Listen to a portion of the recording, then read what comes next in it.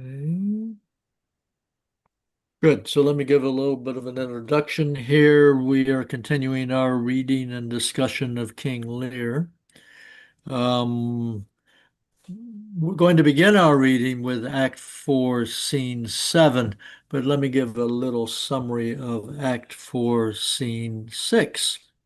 So in Act 4, Scene 6, Edgar, Gloucester's legitimate son, Edgar, meets Oswald, and they have a sword fight in which Oswald is killed. But as Oswald is dying, he makes a final request to Edgar, which is to take Goneril's letter and deliver it to Gloucester's bastard son, Edmund. And in the letter, we have proof that Goneril and Edmund have a strong affair going on, strong enough that they want to get rid of the Duke of Albany, Goneril's legitimate husband, so they can get married. And it also in the letter has some proof that Edgar, the legitimate son, never wanted to kill his father. And that scene ends with Edgar, I think for the first time, calling the Earl of Gloucester father. So that's kind of the immediate background. Yeah, yeah. Point there, Duncan. Gloucester is still alive, so Edmund is not the new Earl, He but is he not. doesn't, and apparently Goneril doesn't know that. Goneril doesn't know what. That Gloucester is still alive and still the Earl. I So, think he but does know. is somebody who was it named him the Earl? Somebody called him that earlier on. So we've been assuming that he is the Earl, right? Yes, he is the Are Earl you of talking Gloucester. about Edmund? Yeah, and Yeah. I and don't think so. I think, Somebody named him that. as I understand it, Goneril is of the understanding that Edmund is the Earl, or if Hmm. not, becoming Earl. Yes. She wants to marry him. Yeah, If you remember in Act 4, Scene 5, when Oswald is talking with Reagan, who also wants to marry Edmund. But there's a complication because Reagan's, let's see. Yeah, Reagan also wants to marry Edmund, and thinks that she should have greater privileges than her sister because her Reagan's husband is dead and Goneril's husband is still alive. Hmm. So both of those two of Lear's daughters want to marry Edmund. But the only one who really has an affair going on with Edmund that we know of is Goneril. So, shall we proceed to scene 7? seven.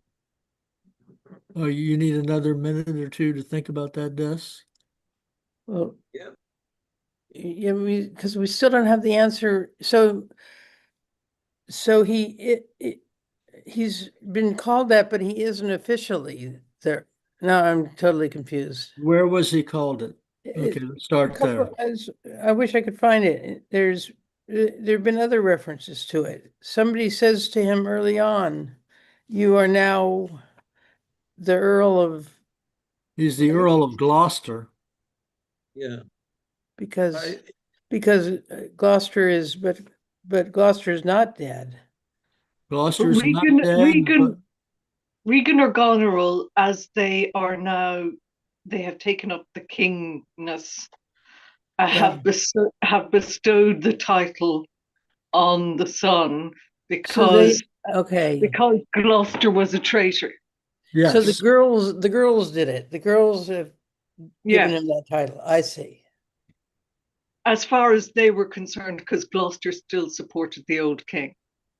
Okay. yes, yes. Gloucester is a traitor, and Eh, particularly because he was trying to get back in touch with Lear. They decided he was a traitor, and so there was, the Earl of Cornwall, Duke of Cornwall, put out Gloucester's eyes, but at the same time, one of Gloucester's servants stabbed the Earl of Cornwall and mortally wounded him.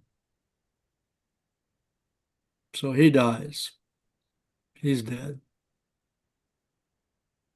Okay, we're going to go on to scene 7 now. And so, wait a sec. Act 4, Scene 7. let's see, Act 4, Scene 7, a tent in the French camp. Remember the French camp, I believe, is over in Dover. Enter Cordelia, Kent, Doctor and Gentleman, and Orla as Cordelia. Please begin. O thou good Kent, how shall I live and work to match thy goodness? My life will be too short, and every measure fail me. To be acknowledged, madam, is o'erpaid. All my reports go with the modest truth, no more nor clipped, but so. Be better suited. These weeds are memories of those worser hours. I prithee thee, put them off. Pardon me, dear madam, yet to me known shortens my made intent. My boon I make it that you know me not till time and I think meet. Then be to so, my good lord. How does the king? Madam, sleeps still. Oh, you kind gods, cure this great breach in his abused nature, the untuned and jarring senses, a wind up of this child changed father. So please your majesty, that we may wake the king. He had slept long. Be governed by your knowledge, and proceed I thee sway of your own will. Is he arrayed? Entered Lear in his chair, carried by servants. Aye, madam. In the heaviness of sleep, we put fresh garments on him. By, good madam, when we do awake him, I doubt not of his temperance. Very well.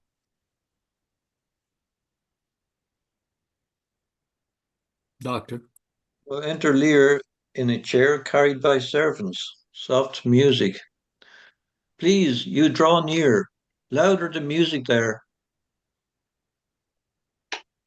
Oh, my dear father, restoration, hang thy medicine on my lips, and let this kiss repair those violent harms that my two sisters have in thy reverence made. Kind and dear princess, Had you not been their father, these white flakes did challenge pity of them. Was this a face to be opposed against the jarring winds? To stand against the deep dread bolted thunder in the most terrible and nimble stroke of quick cross lightning, to watch poor Perdue with this thin helm, mine enemy's dog, though he had bit me, should have stood that night against my fire. And waste thou fain, poor father, to hovel thee with swine and rogues forlorn, in short and musty straw? Alack, alack, 'tis wonder that thy life and wits at once had not concluded all. He wakes. Speak to him. Madam, do you? 'Tis fittest. How does my royal lord? How fares your majesty? You do me wrong to take me out o' the grave. Thou art a soul in bliss, but I am bound upon a wheel of fire, that mine own tears do scald like molten lead. Sir, do you know me? You are a spirit, I know. When did you die? Still, far wide. He's scarce awake. Let him alone a while. Where have I been? Where am I? There again. Fair Yeah. daylight. I am mightily abused. I shouldn't die with pity to see another thus. I know not what to say. I will not swear these are my hands. Let's see. I feel this pinprick. Would I were assured of my condition. Oh, look upon me, sir, and hold your hand in benediction o'er me. No, sir, you must not kneel. Hey, do not mock me. I am a very foolish, fond old man, fourscore and upwards, not an hour more nor less. And to deal plainly, I fear I am not in my perfect mind. Methinks I should know you, to know this man. Yet I am doubtful, for I am mainly ignorant what place is this, and all the skill I have remembers not these garments, nor I know not where I did lodge last night. Do not laugh at me, for, as I am a man, I think this lady to be my child Cordelia. And so I am. Be your tears wet? Yes, faith. I pray weep not. If you have poison for me, I will drink it. I know you do not love me, for your sisters have, as I do remember, done me wrong. You have some causes, they have not. No cause, no cause. Am I in France? In your own kingdom, sir. Do not abuse me. Be comforted, good madam. The great rage, you see, is killed in him. And yet it is danger to make him even o'er the time he has lost. Desire him to go in, trouble him no more, till further settling. Will it please your highness walk? You must bear with me. Pray you now, forget and forgive. I am old and foolish. Think maybe we can stop there. Just a few more lines to Yeah, the end yeah. of. Just a few It's more very, lines. Okay, onward yeah, then. So okay, then the next lines are mine. Hold it true, sir, that the Duke of Cornwall was so slain? most certain, sir. Who is the conductor of his people? As 'tis said, the bastard son of Gloucester. They say Egbert, his banished son, is with the Earl of Kent in Germany. Report is changeable. 'Tis time to look about. The powers of the kingdom approach apace. The arbitrament is like to be bloody. Fare you well, sir. My point and period will be thoroughly wrought, or well or ill, as this day's battles fought. Okay, so yeah, that was just a little denuendo there. Yeah. All right. Mm. And I ask, is Kent not only in his right mind, but is he known to them now, He's rather known to than putting us Cordelia, but he asked Cordelia not to reveal who he is to Lear. there? So also then the gentleman doesn't know who he is. As he says, they say Egbert, his banished son, Right. is with the Earl of Kent in Mm. Germany. Yes. See, where does he say it? On line 15, my boon I make it that you know me not till time and I think meet. So Cordelia recognizes him, and then he says, but don't tell anybody that I'm Kent.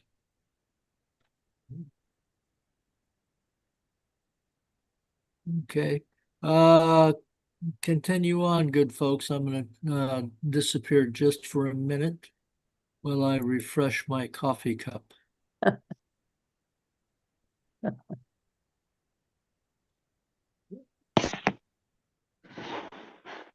So Lear gets his wits back. At least he recognizes his daughter. Yes, yeah. However temporary, yes. But he has been sort of flittering in and out of sanity.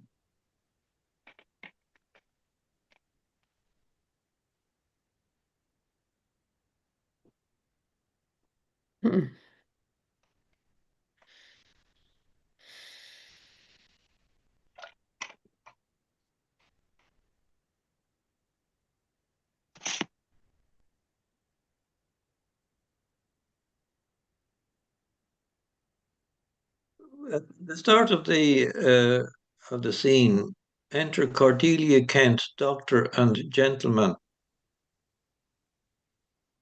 Whose whose camp would the gentleman be in?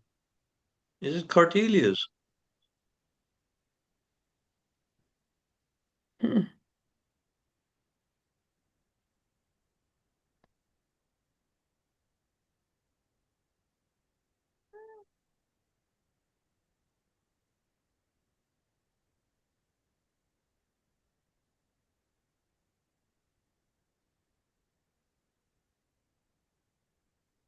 Maybe. In the Because if you read the sorry, end of it,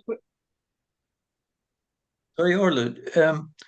In the previous act, enter a gentleman with attendants. Yes, it seems that he is with Cordelia. Oh, here he is.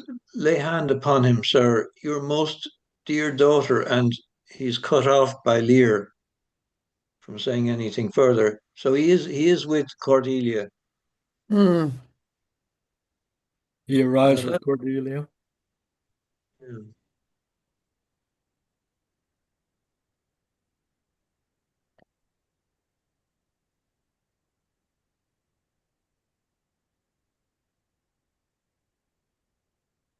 The end, then he has a to and fro with Kent. but he doesn't know who Kent is. Doesn't know who Kent is. Yes, He doesn't know that Kent is Kent. He knows, say yeah. that Edgar, his banished son, is with the Earl of Kent in Germany. Hmm. Uh-huh. Neither of them are in Germany. Say that again? The gentleman says, they say Edgar, his banished son, is with the Earl of Kent in Germany, but Hmm. neither of them are in Germany. Yeah, but this is a rumor. This is to be an Yeah, example of a rumor because we had two people disappear out of sight to everybody else, and that is Kent and Edgar. Edgar, yeah. They both went into disguise. Kent went into the disguise of a helpful person who applied for a job with Lear, and Edgar went into poor Tom. But the normal people wouldn't know any of that. So apparently somehow a rumor got started that they had gone to Germany. I assume Germany just means far away.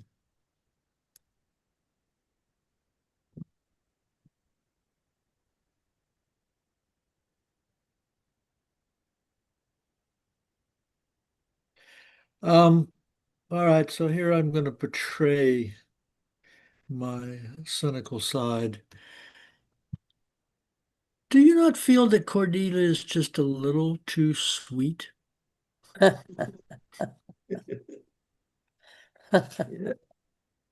Yes, I think she knows she soiled her bib and is trying to get something back.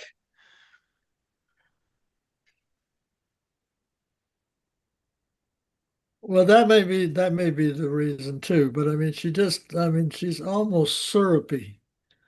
Yes, yes, yeah, Well, compared to the fact that at the beginning she wouldn't say she loved him, yeah. it's a big turnaround. But I would say that she would say she loved him in the beginning because he was demanding her. He was commanding her to say that how much she loved him, and that's what got her dander up. So she wouldn't have known how far he has moved into madness until she met him here, other than Hmm. what she might have heard. Yeah, but she heard a lot. Remember, a couple of scenes ago, she and the doctor had this long conversation about Lear's madness, and the doctor was telling her about all the different herbs that could be used to cure him. So I think she's actually pretty well informed. She knows that her two sisters have treated her father badly and that her father has kind of gone off the rails.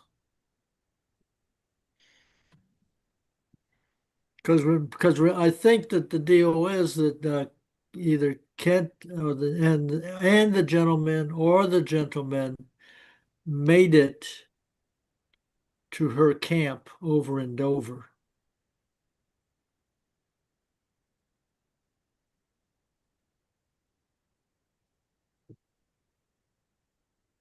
Is that thing about the Cordelia and the doctor? And the messenger comes in and says the British powers are marching hitherward. But Cordelia says, "'Tis known before. Our preparation stands in expectation of them. Oh, dear father, it is thy business that I go about. Therefore, great France, my mourning and importuned tears had pitied. No blown ambition doth our arms incite, but love, dear love, and our aged father's right. Soon may I hear't and see him." Does she mean that? Yeah, yeah, she's come all the way back. Came all the way back from France. Hmm. Yeah. I mean, I may be wrong, but I think that she knows that her sisters have been treating her father badly. And whether it's just purely sentiment or whether it's a political calculation on her part, her husband, the King of France, has given her a bunch of troops and sent her back to England.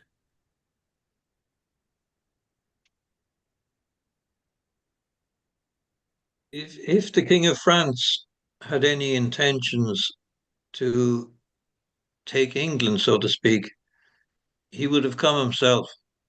So that's not uh, her her motive, shall we say? That's Would you actually agree with handled that? directly at one point where she says that they've only come to help her father. They have Yeah. no intentions of conquering England. Hmm.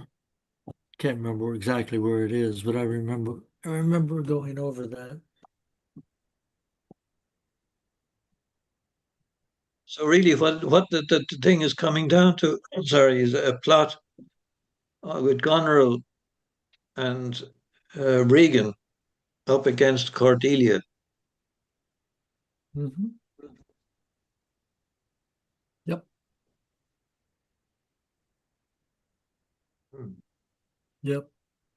They're both up against Cordelia, but there is a conflict between those two, between Reagan and Goneril, because they both want Edmund.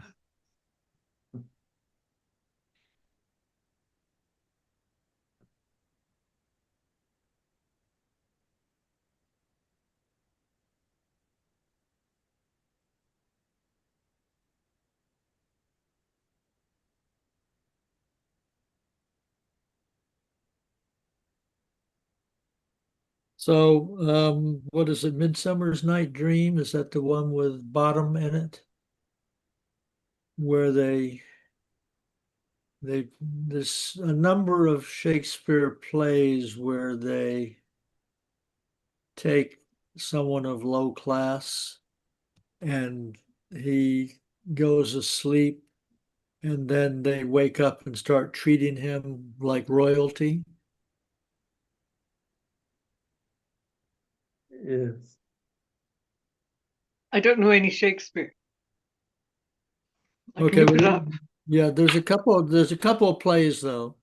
And in those plays, I think in those plays, one of the jokes of the upper class is to take some lower class person, and when the lower class person goes asleep, they come in, they carry him to uh, luxurious quarters, Yeah. and they dress him really well. And when he wakes up, they treat him like he's some royalty. And that this thing with Lear reminds me of the whole of that sort of thing. Lear thinks that he should be dead. So we have this line, you do me wrong to take me out of the grave. There are a soul and bliss, but I am bound upon the wheel of fire that mine own tears do scald like molten lead. So uh, when Lear wakes up, he doesn't know really who or where he is. And he only knows that the woman he's talking to reminds him of his daughter Cordelia.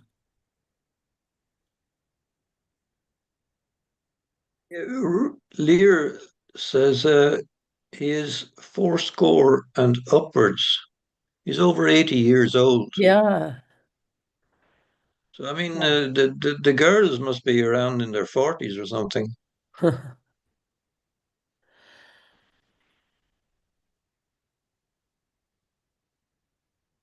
mention of any children of any of them. That's true. I don't think any of them have children. That would be a pretty good reason for Lear to pass on his kingship, split it up.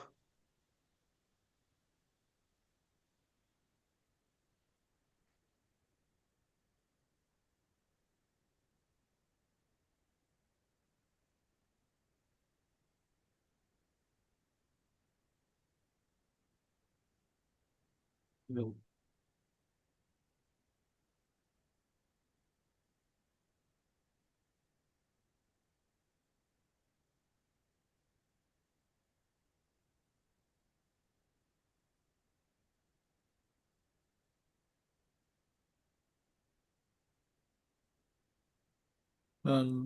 what am I I'm trying looking to at? find sleep.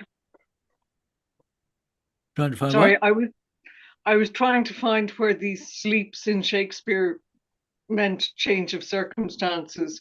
So I was looking at, but it's not in The Tempest, and it's not in Hamlet, and Oh, no, no, it's no. It's not going in to be in Macbeth. Midsummer's Night Dream, and then perhaps in what's the one that the movie was made, Kiss Me Kate, about the shrew. Oh. Naming of the shrew. Yeah. Yeah. Yeah, anyway, there's at least, I know there's at least two Shakespeare plays where they take someone of lower class and when that's who's asleep, and then they put them in a fine place and dress them in fine clothes, and it's kind of an upper class game. And in both cases, the people very quickly uh, believe that that's true, that thing of where they were poor and all that was just a dream, and that they really are of nobility. And here we have nobility um, kind of doing the, anyway, it just reminds me of that. Because he wakes up And it says this thing, then Cordelia, this is around line 48. Sir, do you know me? Lear, you are a spirit, I know. Where did you die? So he thinks he's dead. He thinks she's dead.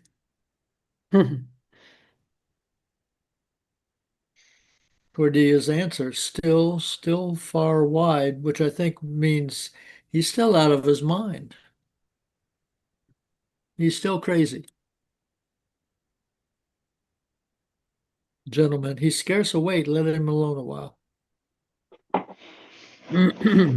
But then soon after, he goes, as I am a man, I think this lady to be my child Cordelia. So he does think it's her. It's not just that she looks like her. And then she says, I am, I am. I know Mm-hmm. you do not love me, for your sisters have, as I do remember, done me wrong. You have some cause, they have not.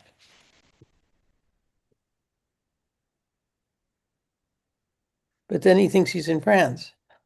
Am I in France?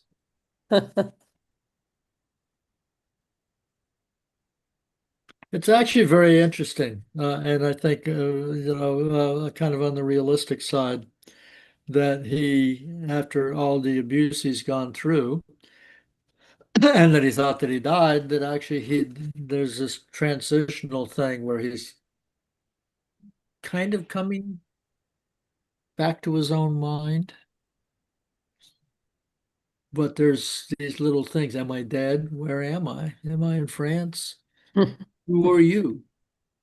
Oh, you look like my daughter Cordelius.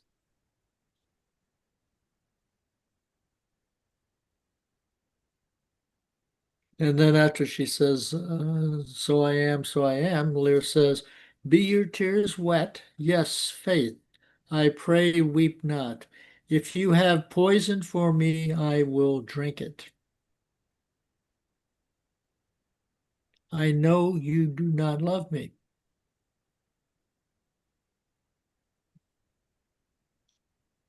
And then he says, you have some cause not to love me. Your sisters have no cause at all not to love me.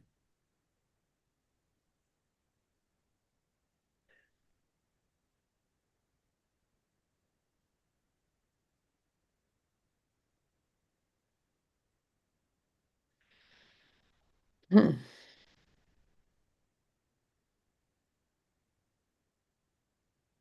then I like the stuff from the gentleman. Be comforted, good madam. The great rage you see is killed in him, and yet it is danger to make him even o'er the time he is lost. Don't put too much pressure on him right now.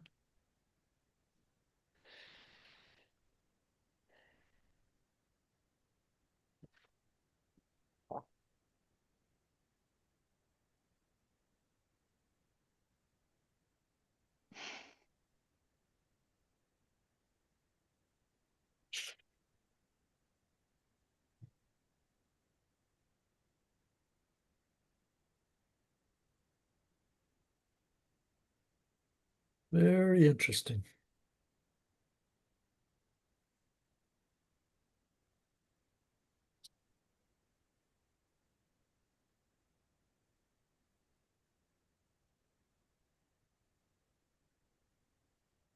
And then we get to catch up on the latest news in the last little tidbit here with the conversation between Kent and the gentleman.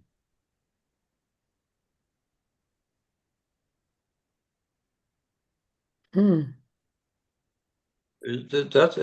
arbitrament, the arbitrament is likely to be bloody. Note here that arbitrament is scrutiny, Mine says decision. decision. Decision. Mine says the arbitrament is like to be bloody.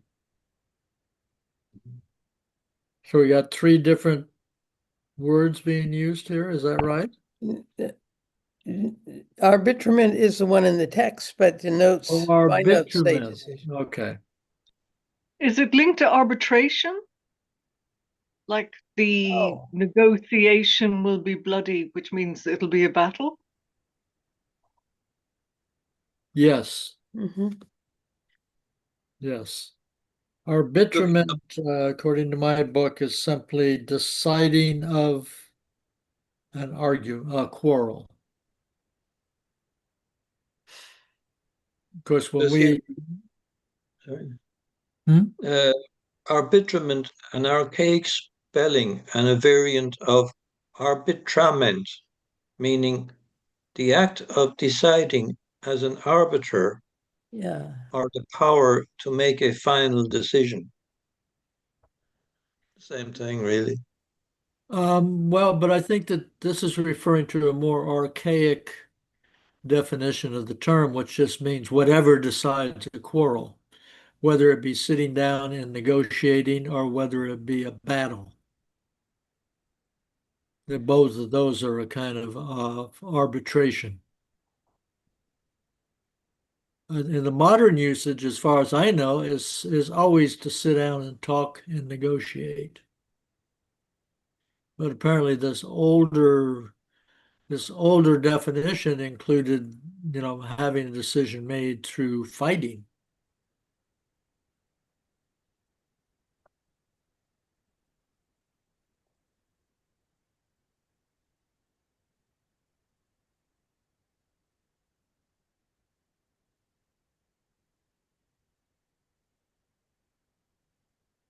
But help me out here. So what happened earlier between the gentleman and Kent? They obviously went to two different places.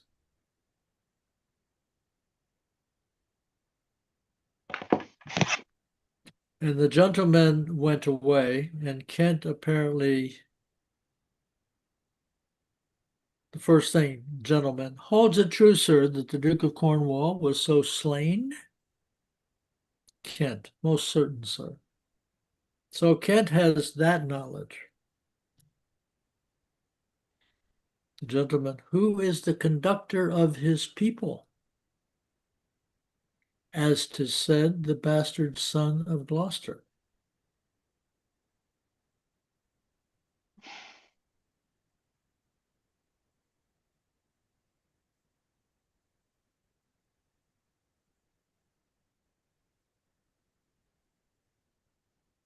They say Edgar, his banished son, is with the Earl of Kent in Germany. Hmm.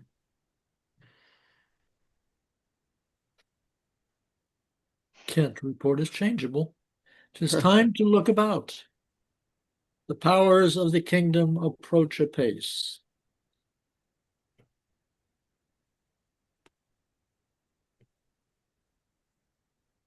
So Kent neither affirms nor denies.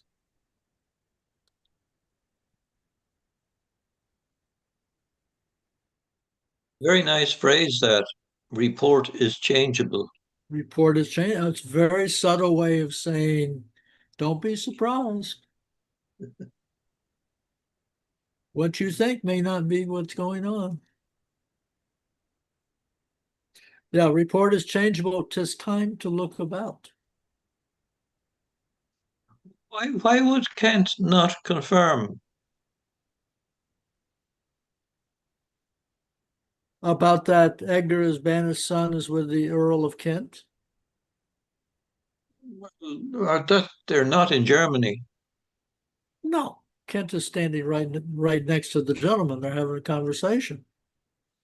But for Yeah, whatever reason, Kent does not want the gentleman to know that he is Kent.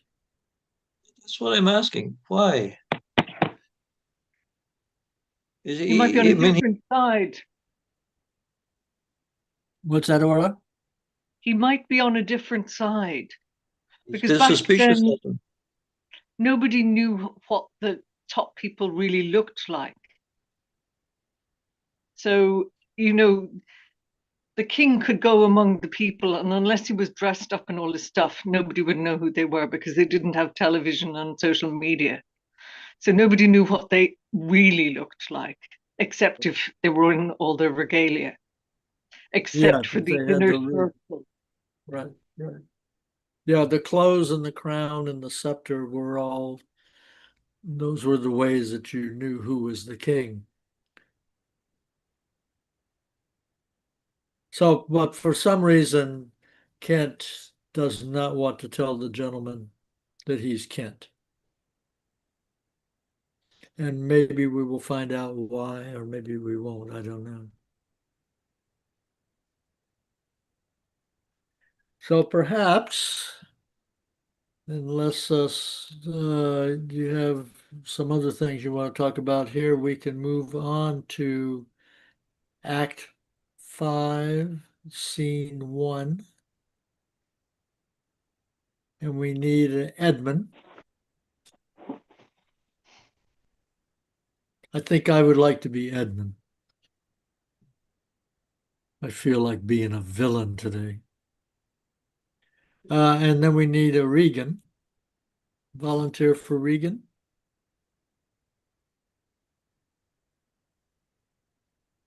And then I guess we could just read this little snippet. It's just Edmund and Regan.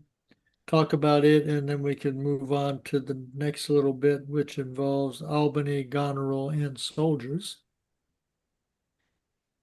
So here we go. This is Act 5, Scene 1. Enter with drum and colors. Edmund, Regan, gentlemen and soldiers. Edmund to a gentleman. Know of the Duke if his last purpose hold, or whether since he is advised by aught to change the course. He's full of alteration and self-reproving. Bring his constant pleasure.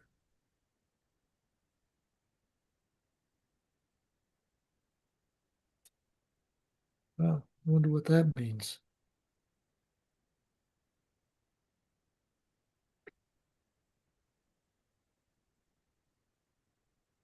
Okay. Gentlemen exit. Okay, Regan. Who's Regan? Someone? Katrina, you're on mute. Sorry. Okay, our sister's man is certainly miscarried. 'Tis to be doubted, madam. Now, sweet Lord, you know the goodness I intend upon you. Tell me, but truly, then speak the truth. Do you not love my sister? In honored love. But have you never found my brother's way to the Forfen place?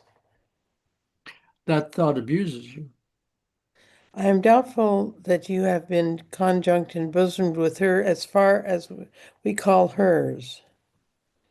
No, by mine honor, madam. I never shall endure her. Dear my lord, be not familiar with her. Fear me not.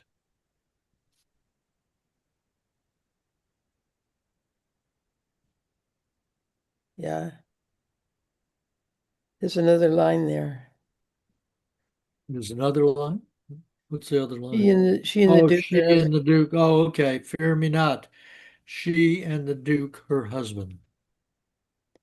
and now we have And a bunch then, of okay. Oh, whole bunch of oh, new people. okay. Then there's new people. But let's take a look at this little thing. Okay. Know of the Duke if his last purpose hold, or whether since he advised by aught to change the course.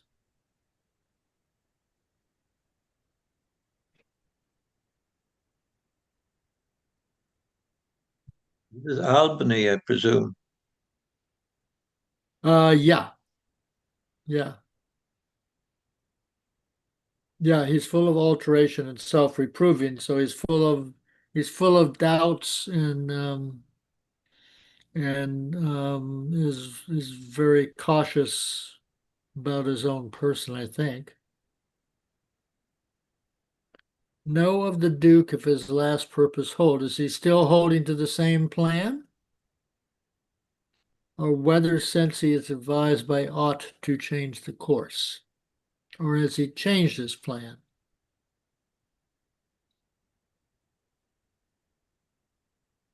Whether he changes his plan, how many back and forth, it's still his constant pleasure.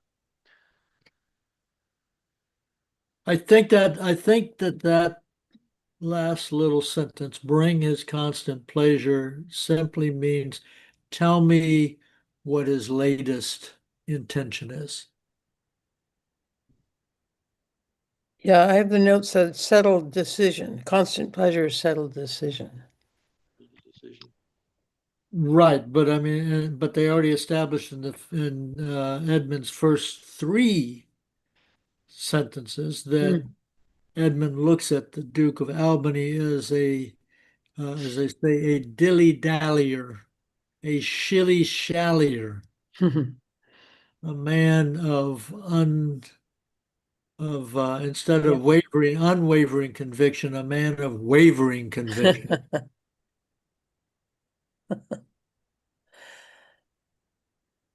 Then Reagan changes the subject.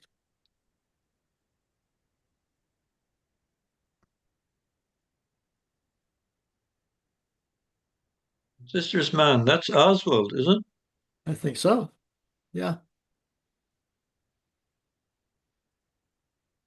Yeah, her sister's man. Oswald is certainly miscarried. There's something has gone wrong with Oswald. I think that's an indication that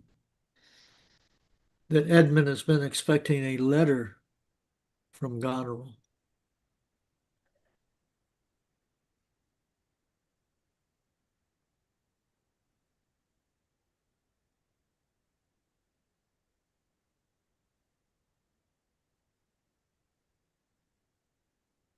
What does Edmund mean when he says, "'Tis to be doubted"? The fact that sister's man is certainly miscarried, is gone off the rails somewhere, missing in action. "'Tis to be doubted."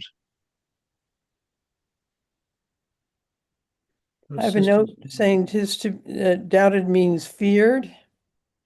Tis to be feared. In other words, Yeah. yes, he's Oh, okay. Oh, right. Yes, my note also says fair. So tis to be feared, madam. Okay, and miscarried means come to harm, been killed. Okay, our sister's man is certainly come to harm. Edmund, tis to be feared, madam. Then Reagan gets straight to the point. hmm. Now, sweet lord, you know the goodness I intend upon you.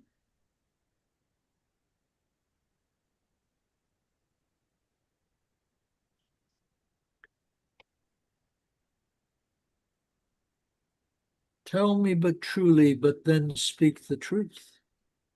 Do you not love my sister?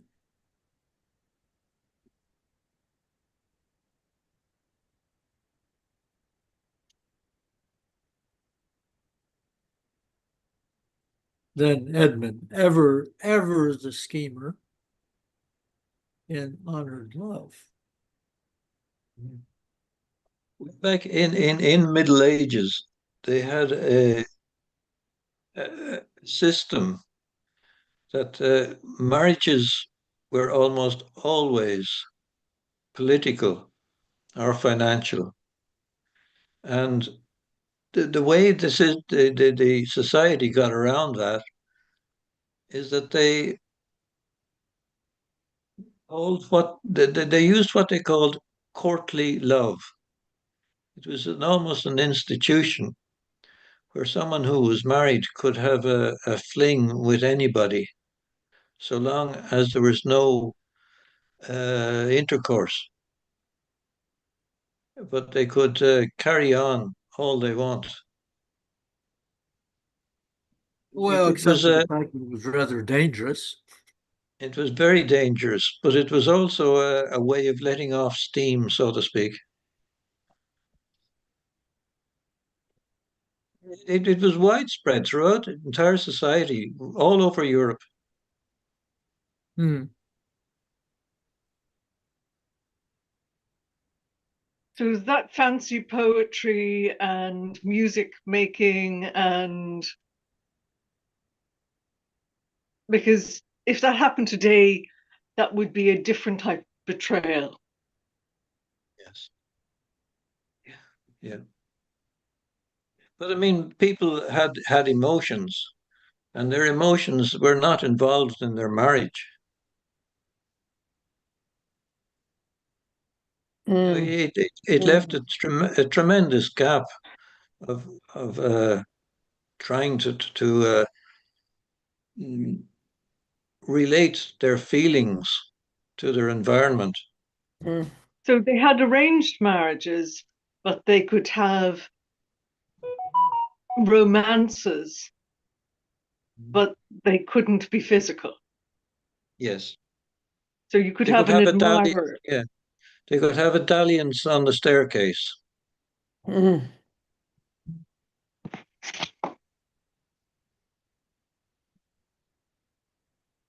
But if you were, you know, the way in Ireland they had arranged marriages up until the beginning of the 20th century, but there'd be no courtly love going on. That sort of thing would not have been tolerated. No, that's no, not. It sort of developed. It was the old knights errant. You know, they were in uh, somebody else's castle, and they wanted to have a good time, and it wasn't the wench serving the meal. It was the lady or her sister or daughter or whatever. Have a fling, but it was seriously frowned upon that there should ever be anything like an outcome of a child. That was really frowned on, and yet Mm. the lord of the manor begat many bastards. It was almost a standard thing. Very different society to what the way we would think of it.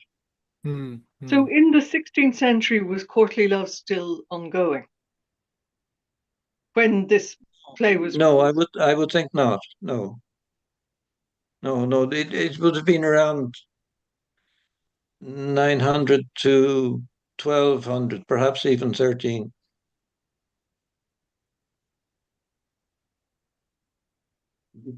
before gunpowder came in. Before gunpowder came in. Times changed.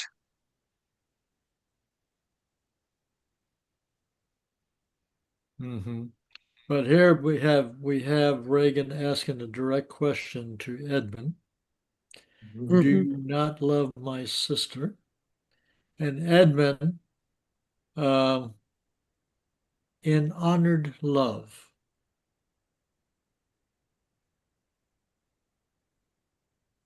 which I think just means only in an honorable way, nothing physical.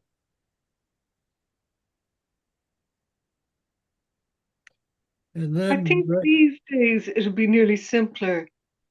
You know, if people had something physical, but they didn't have anything emotional and relationship, because that's almost a bigger betrayal. Sorry, I'm off on a tangent.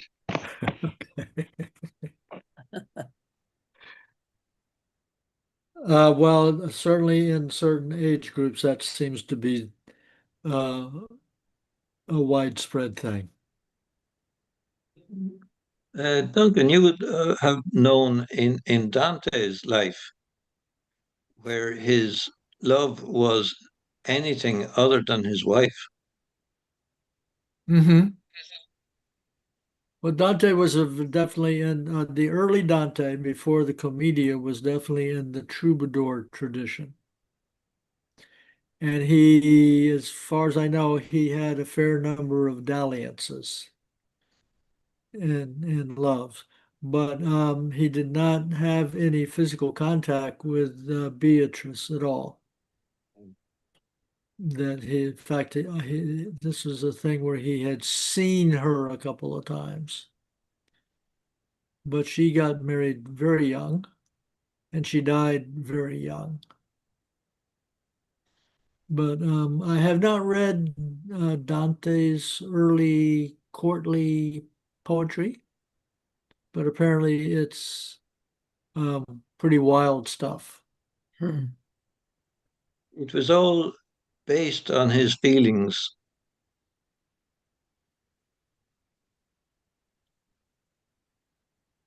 His wife doesn't appear, and he never mentioned his father in them. His father is not mentioned Mm-hmm. in those earlier writings. I Mm-hmm. don't think he mentioned them in any of his poetry.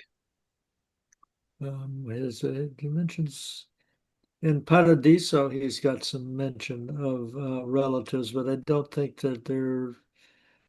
it's his father's generation. I think it may be his grandfather. Yes, the grandfather. Yes, yeah. That was the Alighieri clan. Mm-hmm.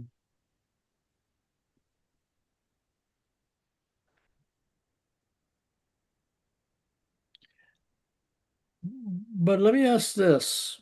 Can anybody tell me when Reagan responds, but have you never found my brother's way to the four-fended place? So,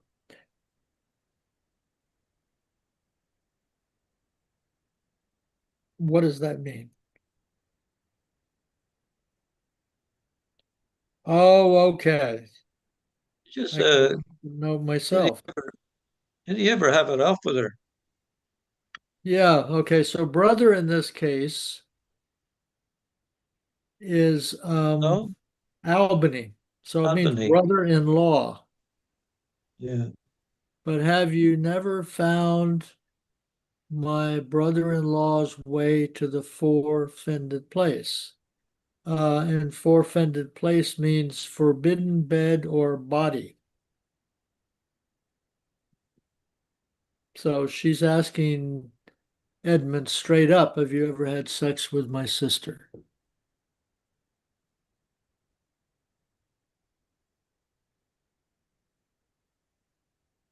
Edmund's response, that thought abuses you. That's a very nice way of putting it. Hmm. Mm-hmm.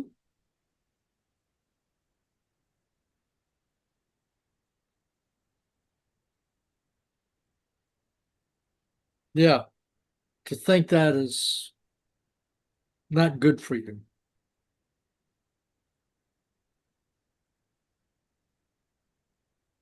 Reagan, I am doubtful that you have been conjunct and bosomed with her as far as we call hers.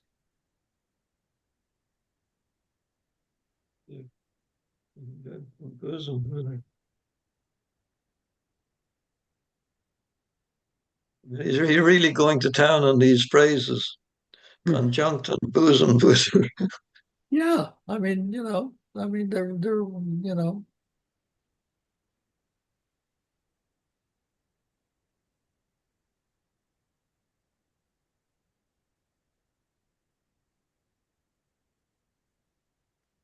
I mean, I think it's pretty elegant way of stating some pretty brutal ideas.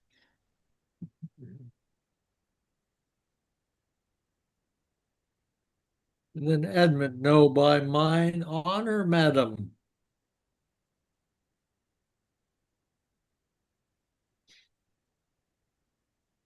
Then Reagan gives him a command.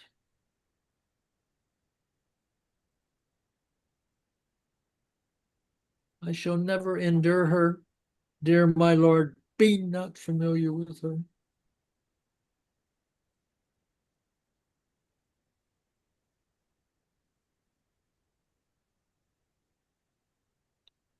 Fear me not. Hear me not.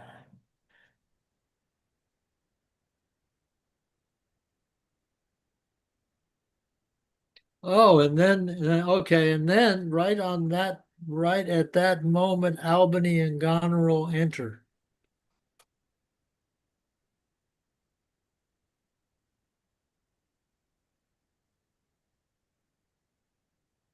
Let's see if we got enough. I think we got enough. Yeah, we do. I think we do. Albany enter Edmund. Shall we go ahead and read just a little bit more? Yes. Yes. Okay, so we need a Goneril. To Goneril. And we need an Albany. Orla. I'll do Albany. Yes. We'll do Albany. And who's doing Goneril? To Goneril. Yes. Okay. And we need an Edmund. I'll continue to be Edmund since he only has a couple of words. All right, on we go. Enter with drum and colors, Albany, Goneril, and soldiers. And then Edmund, I'll complete Edmund's thing. Fear me not. She and the Duke her husband. I had rather lose the battle than that sister should loosen him and me. Our very loving sister, well be met. Sir, this I heard, the king has come to his daughter, with others whom the rigour of our state forced to cry out. Where I could not be honest, I never yet was valiant. For this business it touches us as France invades our land. Not bold's the king with others whom I fear must just and heavy cause make oppose. Sir, you speak nobly. Why is this reasoned? Mind combined together against the enemy, for these domestic and particular broils are not the question here. Let's then determine with the ancient of war on our proceeding. I shall attend you presently at your tent. Sister, you'll go with us? Okay, hold on. Let me just. He must have been whispering that to Reagan. I think. Okay. Oh. Huh. Okay. Will you go with us? No. Tis most convenient. Pray you go with us. Oh ho, I know the riddle. I will go. Then we exit Edmund, Reagan, Goneril, and both the armies. As Albany is leaving, enter Edgar. Oh, that's a totally different thing. Oh, this is interesting now. Mm-hmm. This is interesting. Okay, who wants to be Edgar? I'll be Edgar. Okay, and Albany can continue to be Albany. Okay, Edgar. Okay. If e'er your grace had speech with man so poor, hear me one word. I'll overtake you. Speak. Before you fight the battle, ope this letter. If you have victory, let the trumpet sound for him that brought it. Wretched though I seem, I can produce a champion that will prove what is avouched there. If you miscarry, your business of the world hath so an end, and machination ceases. Fortune love you. Stay till I have read the letter. I was forbid it. When the time shall serve, let but the herald cry, and I'll appear again. Why, fare thee well. I will o'erlook thy paper. Okay. Which in this case, overlook means I will look at, I'll read your paper. Okay, Edmund. All right, continue on. The enemy's in view. Draw up your powers. Hand him a note. Here is the guess of their true strength and forces. By diligent discovery, but your haste is now urged on you, Albany. We will greet the time. To both these sisters have I sworn my love, each jealous of the other as the stung are of the adder. Which of them shall I take? Both, one, or neither? Neither can be enjoyed if both remain alive. To take the widow exasperates, makes mad her sister Goneril. And hardly shall I carry out my side, her husband being alive. Now then, we'll use his countenance for the battle, which being done, let her who would be rid of him devise his speedy taking off. As for the mercy which he intends to Lear and to Cordelia, the battle done, and they are within his power, shall never see his pardon. For my state stands on me to defend, not to debate. I think, considering the time, we should stop Yeah, there. that's the end of the scene, so that's good. Oh, okay. Yeah, it is the same. Great. 10, 17, 25. Alrighty. Well, let's have a little bit of a discussion here. It's getting pretty exciting. So Yes. Edmund is talking to himself at the end. He's not Yeah. he's not like not confessing to anybody. To both these sisters have I sworn my love. Yeah. Yeah. Yeah. And he's Yeah. going to kill Lear and Cordelia, Edmund. But Say that again. Albany would give Lear and Cordelia, he'd let them go, but Edmund intends to kill them. Yeah.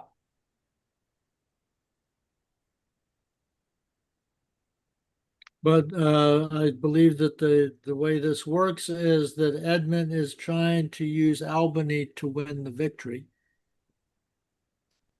And Albany is agreeing to it because he thinks that he can forgive, he can have mercy on Lear and Cordelia. But Edmund is also planning to somehow have Regan kill her husband or get rid of him. Hmm. He's already dead. Who's already dead? Regan's husband. No. Oh, right. Excuse me. That was my mistake. Goneril's husband. Connors, yes, yeah. Yes. Hmm. Edmund is hoping that Goneril will get rid of her husband. After her husband wins the battle. It's the feeling that he's angling to get the kingship for himself. He's going for glory, that boy is. He is. There are no natural heirs. True.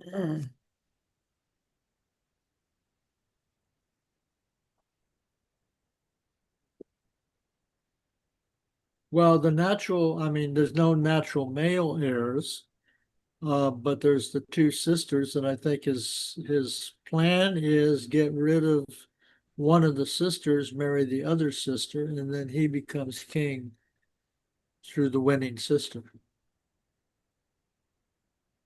And no likelihood of any future grandchildren coming along.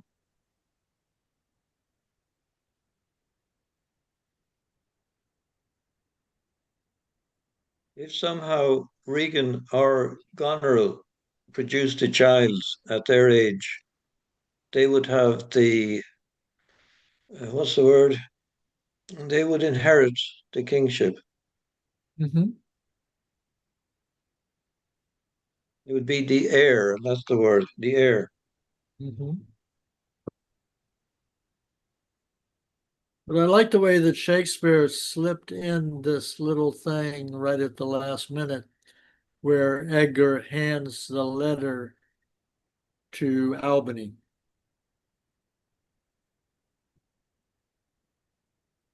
Which letter is this? Is this the one that he wrote and said it was Edgar's? No, No? no. First of all, this is Edgar handing a letter to Albany. And this is the letter that he got when he killed Oswald. Yes, yes, yes. And it is the letter from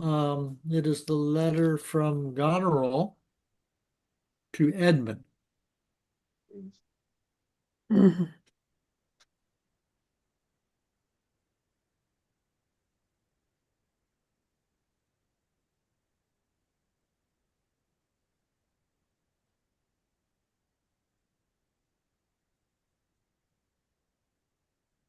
Yes, this is the one where Goneril says, your wife, I should say. Yeah, Yeah. yeah. Yeah, here's the letter. Here's the letter. It's in Act 4, Scene 6. Mm. Begins around line 258. So reads the letter. Mm. Our reciprocal vows be remembered. You have many opportunities to cut him off. If your will want not, time and place will be fruitfully offered. There is nothing done if he returns the conqueror. Then I am the prisoner, and his bed is my jail. From the loath warmth whereof deliver me and supply the place of your labor. Your wife, so I would say, affectionate servant, and for you her own for venture, Goneril. So pretty damning letter. Yes, so this is where Goneril is asking Edmund to kill Albany. Yes, And now Edgar is handing this letter to to Albany. Edmund. No, Edgar handed the letter to Albany. Go Yes, I beg to, your pardon. Yes, yes, I see it here. So then Albany hands the letter back to Edmund, who wrote it originally, I don't think so. because Where he do you gives it, see that? Where do you see that? enter Edmund Albany, I'll o'erlook thy paper. So is it a different paper? Edmund, the enemy's in view, drop your powers, giving him a paper. Hmm. No, yeah, it's a different one. Okay. It's a I different thought one. this was going Yeah, to get very complicated. it's a very fast moving. We have, Yeah. Albany and Edgar as poor Tom enters and briefly talks to Albany and hands him the letter and disappears. Then immediately Edmund comes in. Hmm. So, but it's a very slight little piece, but it's very important. And to tell you the truth, I don't know if Albany's going to get to read Edgar's letter or get to read that letter in time to save himself. So it's getting pretty exciting. Yeah, Very involved, very involved. it is. Very involved. Very involved. Yeah. Mhm. I don't think my mind could carry any more this evening. Yeah. Yeah. Well, I think we're in luck. We're out of time anyway. yeah, 29. Yes. Yeah. Yeah. And we Oh, may wow. want to go over this at least briefly um, the next time we meet, although officially the reading will begin on Act 5, Scene 2. Yes, Okay. yeah. Yeah, I But yeah, would like there's a just lot. to, yeah, I'd just like a quick review of this next week Okay, well, when things, requested. um, Yeah. What are we going to read next? We're getting near the end. No, what do you want to read? I'm really not particular. I don't know. I would read anything. I mean, You would read anything. Okay. yeah, I mean, we're talking Shakespeare, right? We're talking Shakespeare. I Yeah, mean, we just Tempest need would someone to be, come in and we just need someone to come in and say, well, I want to read. And then we go, oh, yeah, sure. The Tempest would be a bit of a change of pace. I mean, we've been dealing with tough customers for a while. Tempest might be fun. I'm fine with the Tempest myself. So how much do we have to go? Oh, we're getting pretty close. Yeah, so we have to order But our pretty close means 30 pages in the book I'm looking at. really? Yeah. Yeah. Oh, wow. Okay, no. But a lot of notes in those 30 pages. So Oh, okay. Yeah, because there's not that many here. Oh dear. okay. Well, thanks everybody. Okay, Thank thank you. you. Good night. See you next week. Next Okay. week. Bye bye. Let me click the red button here.